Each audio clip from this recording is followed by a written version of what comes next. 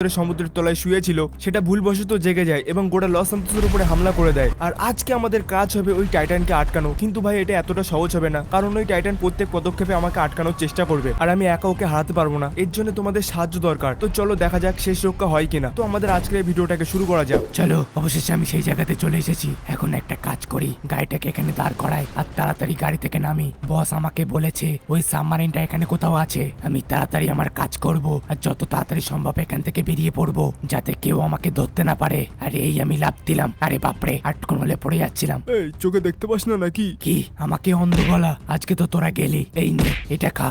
কেমন লাগলো? চলো, এই দুটোকে তো নিপতে দিয়েছি। আরে কি, আর একটা তো পালিয়ে যাচ্ছে। দাঁড়া বলছি, দাঁড়া। আরে কেউ আছে, আমাকে বাঁচাও। আজকে তোকে আমার হাত থেকে কেউ বাঁচাতে পারবে না। এখন এই টাকা। আরে বাপরে। চলো এখন একটা কাজ করি, এখান থেকে তাড়াতাড়ি লাফ মারি আর সাবমারিনে বসে পড়ি। আর এই আমি সাবমারিনে বসে পড়েছি। এখন জপ এটা নিয়ে বেরিয়ে পড়ি। যদি এখন এই সাবমারিনটা আমি বাজারে বিক্রি করতে পারি তাহলে তো অনেক টাকা পেয়ে যাবো।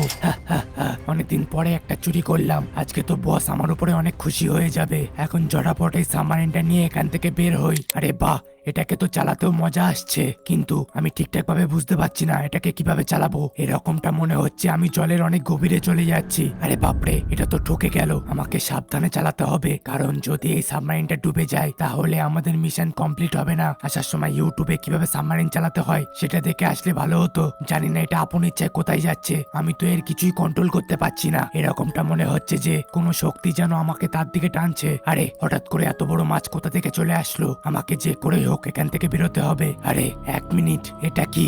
এটা তো দেখে কারোর পা বলে মনে হচ্ছে, কিন্তু এত বড় কার পা হতে পারে? আমাকে একটু খুঁটিয়ে দেখতে হবে। তাহলে এই আমাকে তার দিকে টানছিল। আরে ওটা কি? ওই তো ওর মাথা বলে মনে হচ্ছে। অবশেষে ওর মাথার কাছে চলে এসেছি। এটা যাই হোক না কেন, এটা খুবই বড়। আরে আরে, এটা কি? এ তো আমাকে তার দিকে টানছে। আরে আরে আরে আরে বাপরে, অনেক জোরে ধাক্কা খেলাম আর একটুখানির জন্য আমি ওর নাকের ভিতরে চলে যাচ্ছিলাম। আরে কি, এটা কি হচ্ছে? চারিদিকে হঠাৎ করে কাঁপছে কেন? মনে হচ্ছে এই দৈত্যটা জেগে গেছে। এর আগে পুরোপুরি ভাবে জেগে যাক, আমাকে তাড়াতাড়ি এখান থেকে বেরোতে হবে।